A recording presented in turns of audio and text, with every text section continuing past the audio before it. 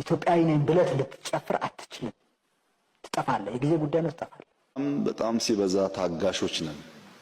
ለዛ ነው እኮ ይሄ ሁሉ ጭፈራ ምናምን ስድብ እርግማን የሚሰማው ስለምንታገስ ነው እንጂ እንደ ድሮዎቹ እኮ አርጩሜ ብንመዝ ኖሮ ሰው አዲስ አበባ ተቀምጦ እንደዚህ መቼም አይሆንም። መቼስ ሐሳብ አይደለም ሰው ታርዶ እያየን ነው። ሐሳብ አይደለም ሀብት ወድሞ እያየን ነው። የፈለገ ሰው መጮህ ይችላል፣ መብቱ ነው። ማልቀስ ይችላል፣ መብቱ ነው። ኢትዮጵያ አንድ አይነት የምትሆንበት አካሄድ አብቅቷል። ኢትዮጵያዊ ነኝ ብለህ ልትጨፍር አትችልም። ትጠፋለህ። የጊዜ ጉዳይ ነው። ትጠፋለህ። ኢትዮጵያ እኮ አያፍርም። ኑሮ ድሮ ቀረ ይላል።